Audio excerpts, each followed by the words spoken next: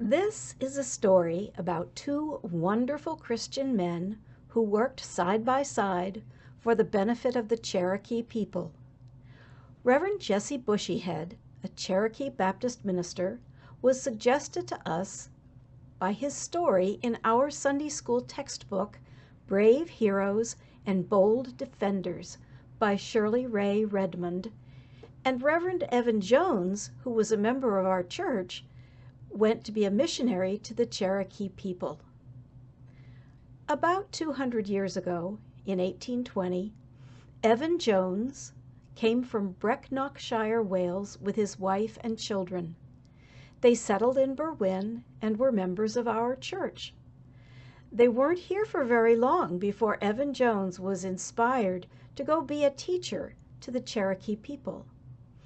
At a meeting of the church in August of 1821, responding to a new interest in spreading the gospel to the native populations in the United States, a group of people were chosen to be sent on a mission to the Cherokee people in eastern Tennessee and western North Carolina.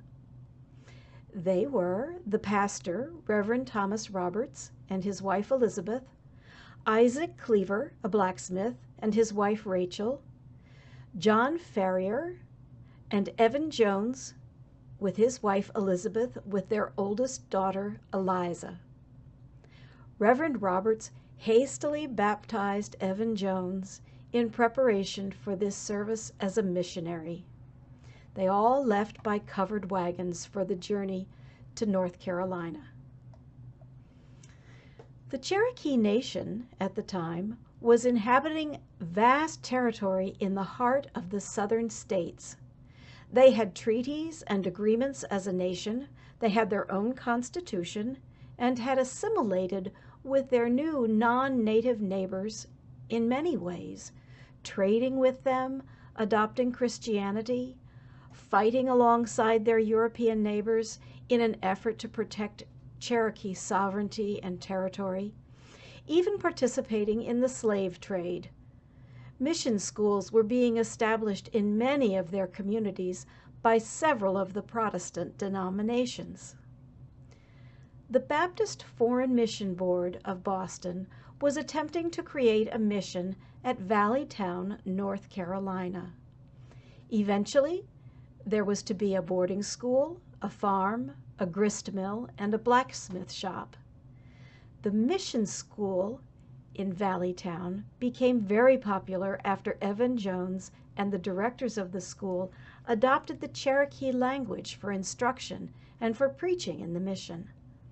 The school trained Cherokee leaders who later became leaders of the opposition to the theft of Cherokee lands by the government. Principal Chief John Ross would go on to be a leader for many years. Jesse Bushyhead was another of these leaders. He became a close companion of Evan Jones and also served as his translator. As they had planned, everyone who had gone from our church returned within 2 years, except the Jones family. Evan Jones became an ordained minister of the Baptist Church and superintendent of the mission in 1824. He stayed with the Cherokee people for the next 50 years. His son, Reverend John B. Jones, born at the mission and educated in New York, also became a minister and a leader in the Baptist missions to the Cherokee people.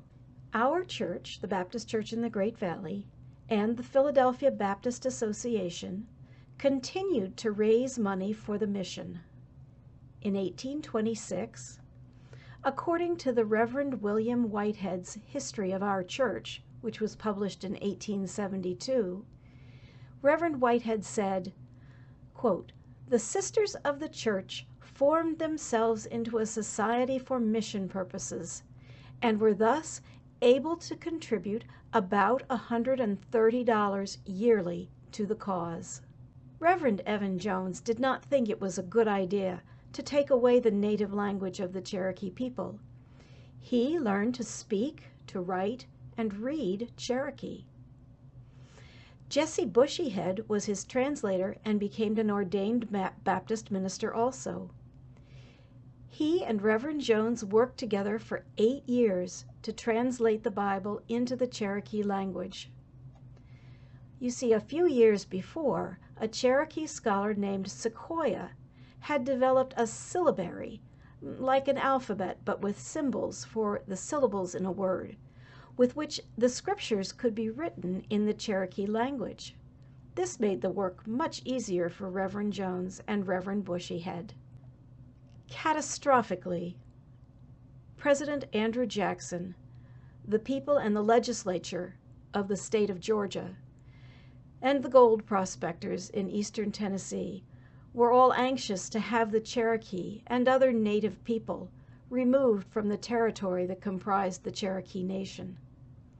Little by little, their land was taken by cheating and by illegal means until, finally, despite a ruling by the U.S. Supreme Court Justice John Marshall that the lands were the property of a sovereign Cherokee nation, the Indian Removal Act of 1830 was signed by the President and subsequently enforced by the military.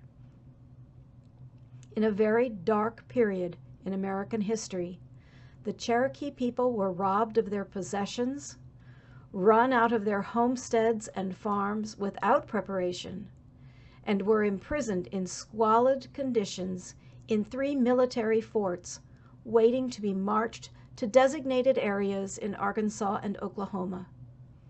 This massive relocation effort lasted about 8 years, during which approximately 1/4 of the Cherokee population, about 4,000 people, mainly children and elderly, perished. Because of the hardship, disease, and death caused by this cruel act by the government, the journey was called the Trail of Tears. Reverend Jones and Reverend Bushyhead, along with many others, resisted a treaty signed by a small group of Cherokees. They kept faith with the constitutional Cherokee government and leaders like Principal Chief John Ross, and refused to endorse the agreement to abandon the Cherokee lands. They refused to agree to move the Cherokee people to Oklahoma. They worked hard to oppose the agreement in the U.S. courts and to influence the government in Washington. But after realizing the inevitability of the imprisonment of the native population, and realizing that their friends, the people of their villages and missions, would not survive the horrific conditions in the camps where they were being held, Reverend Jones and Reverend Bushyhead became leaders of an effort to make the journey as safe as possible. During these years of harassment, imprisonment, and disease, Reverend Jones and Reverend Bushyhead, along with other Protestant ministers, continued to organize the people to help one another, to gather people for worship, to preach the gospel, and to baptize new Christians. In 1838, the Cherokee who were remaining in the camps were divided into 13 groups for the journey to Oklahoma. Reverend Jones, his son Samuel, and Reverend Bushyhead set out in October of 1838 with 2 of the contingents to travel the 800-mile overland route to Oklahoma. Along the way, they were cheated by the suppliers with whom they had contracted for supplies. They were subjected to punishing weather, many dying from starvation, freezing temperatures, and disease. In 1839, the last of the ragged columns of Cherokee refugees reached the territory in Oklahoma designated for them. Reverend Jones and Reverend Jesse Bushyhead began work immediately on a new mission near Westville, Oklahoma. Later, Reverend Jones brought his family from Tennessee.